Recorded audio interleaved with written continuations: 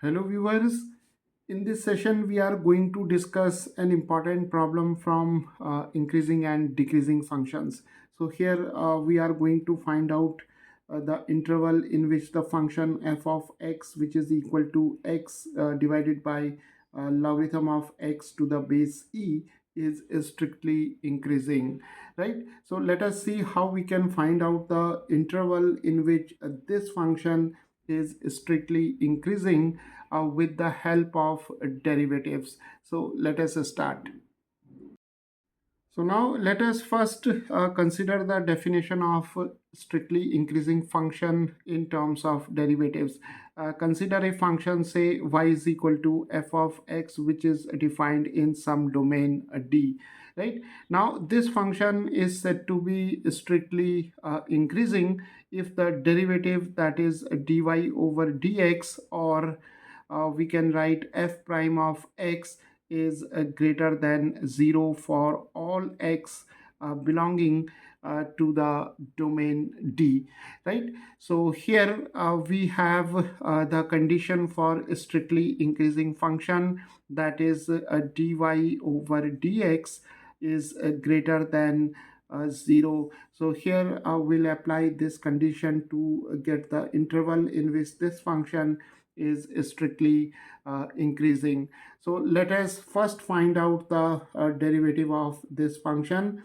So let us take this function as y is equal to f of x. So in order to find out the derivative of this function, we'll make use of the quotient rule for differentiation. So we know that if we have two functions, say u and v, and these two functions are functions of x, then the derivative of this quotient, that is u over v, is given by v times the derivative of u with respect to x minus u times derivative of v with respect to x divided by v square. So here x can be taken as u, and logarithm of x to the base e is taken as v. So we have now dy over dx, that is f prime of x, is given by d by dx of x over logarithm of x to the base e. So here we can apply this rule. So we have v as log of x, and then we have the derivative of u, that is x. Then we have here x times derivative of logarithm of x to the base e, and in the denominator we have the square of log of x.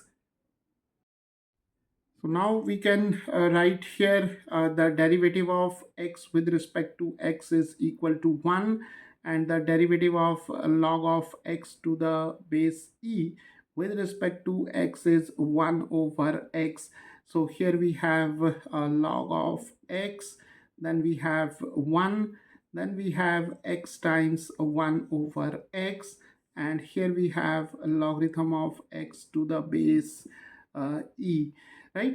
So here we have log of x, then here x and x get cancelled and we are left with 1, and here we have the square of logarithm of x. So the derivative, that is dy over dx, is given by this expression. So now we have to find out the interval in which this function is strictly increasing. So for this, the derivative must be positive, that is dy over dx must be greater than 0. So now here in the denominator we have the square of logarithm of x. So this quantity is always going to be greater than 0, because this is the square of logarithm of x, right? And here it is quite evident that x is not equal to 0, and here x is also not equal to 1. That is, the domain of this function may be described as x is not equal to 0, and logarithm of x to the base e should not be equal to 0, right? So here the denominator is always going to be a positive quantity for all valid values of x, that is all values of x belonging to the domain of this function, right? So the derivative is greater than 0 when this numerator, that is a logarithm of x to the base e minus 1, is greater than 0.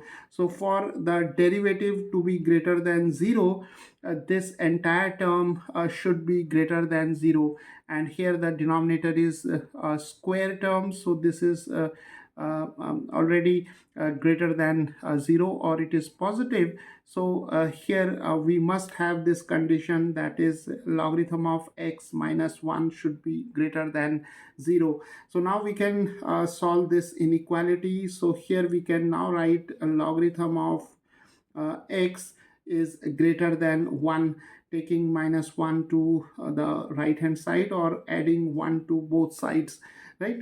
So we have a log of x greater than 1.